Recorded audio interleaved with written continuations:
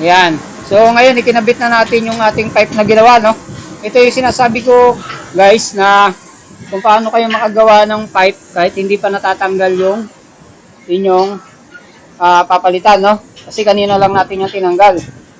So, ito, ang reference dito, guys, ito hindi pa natin ito naigpitan, no? Ang reference dito, guys, so, ito yung sinasabi ko, guys, na reference pagka magtatanggal, gagawa kayo ng pipe kahit hindi pa natatanggal yung papalitan. Ito yung titingnan nyo, guys. Ito. Ayan, itong dalawang bolt na to sa flange. Yan, yung dalawang bolt na yan. Dapat yung gitna niyan, nakagitna din sa tubo natin, no? Yung flange, no? Kaya sa mga nakapanood na nung video ko kung paano ko ginawa tong pipe na to, so ngayon maintindihan na ninyo kung paano ba i-align yung flange kahit nakakabit pa yung kakabitan.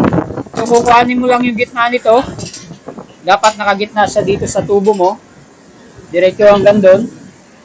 So dito rin sa side, kukunin mo yung gilid-gilid at saka yung gitna. So dapat nandiyan yung gitna ng flange mo. Ayan. So kaya yung ating flange, ayan, dalawang magkadugtong yan. Mahaba kasi yan. Saktong-sakto, no? Tapos meron tayo ditong outlet. Ito yung pinaka-outlet para kasi yan sa pag nagtatang cleaning sila. So, ayan guys, so marami pa tayong papalitan, no? Napakarami yan. Mga babaklasin natin. Ayan pa, dami pa. Saka doon papuntang forward. So yan guys, sa mga gustong matuto ng trabaho sa barko, no? Gusto niyo rin maging isang fitter. Ayan. Kung gusto niyo malaman ang trabaho ng fitter sa barko, panoorin niyo lang yung mga video ko dito sa aking YouTube channel. Paki-like and subscribe na rin para at i-share mo na rin para mapanood naman ng iba nating mga kababayan. Maraming salamat po.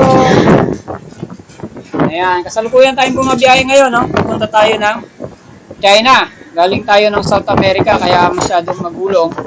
Nandito tayo sa parteng Hawaii. Sa tapat na tayo ng Hawaii. Ayan, kanina umaga malakas ang ulan, no? Kaya tayo may mga kapote na dala. So medyo umaraw na lang ngayon. Kaya mas okay na.